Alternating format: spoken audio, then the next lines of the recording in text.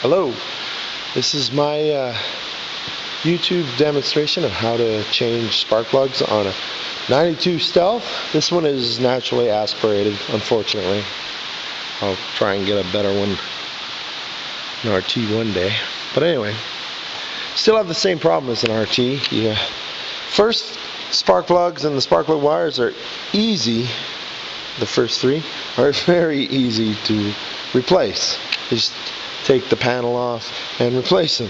But the back ones have all this crap on it. The intake manifold. So, how to change the spark plugs on an intake manifold, under the intake manifold on a RT stuff. Here we go. Dual overhead cam. So,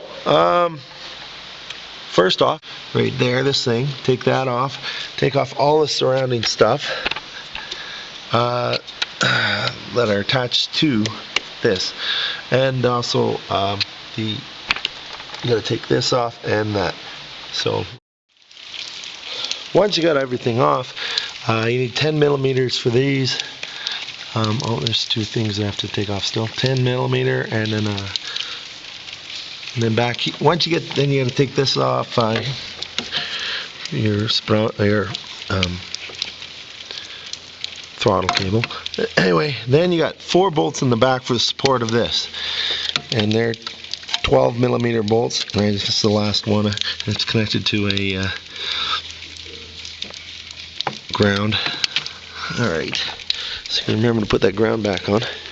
Then after that, we take a 12 mil to these 8 bolts. I think there's 8 there. Anyway, all right.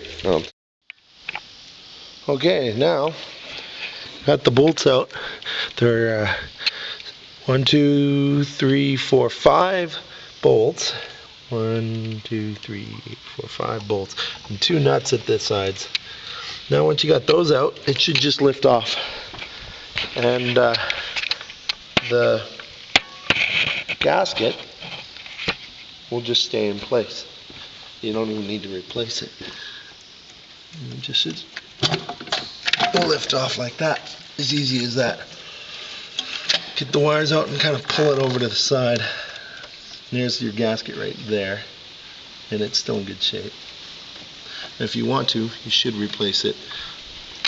I didn't want to wait for a few weeks to get the part, but it's still good. So anyway, and there are your spark plug wires and spark plug holes, sockets, and now you got to trace one at a time, unless you know your sequences, but it's easier just to know one at a time, and then you just follow which one is the longest to the shortest to where they go. Alright, I'll do that.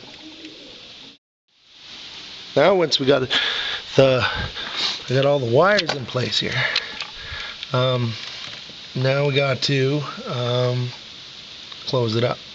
So we just gotta put this thing back on the right place. We'll use the side bolts for lining up. I gotta do this with 2 hands, so I gotta turn off the camera, but I could do it. Let's see, maybe just do that. So anyway, take and we line up that hole with that hole. There we go. Line up the 2 side bolts, and it's back in place. Now, just now we got to start putting the bolts back in. We put the middle one in, and we work our way to the outside. 10 pound, 10 pound, 10 pound, 10 pound, 10 pound, 10 pound, 10 pound, and then go 15 pounds, 15, 15, 15, 15, 15, 15, 15, all the way around.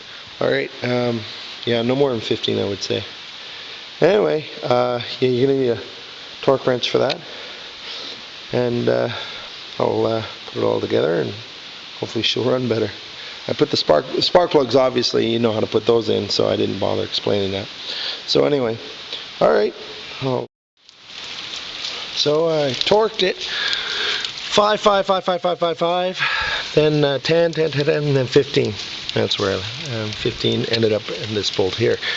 Now all I have to do is put everything else back together, and we should be good.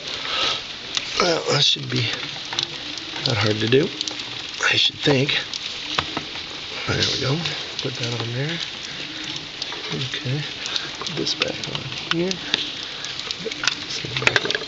Alright, I'll go back and I'll be finished. And so I got all back together. Everything's tight. Put cables on the back. This is for adjusting your idle. If you want to adjust it higher, just move this thing back and tighten these. Yeah, everything's connected, so it should just run. Alright, thanks for watching my video.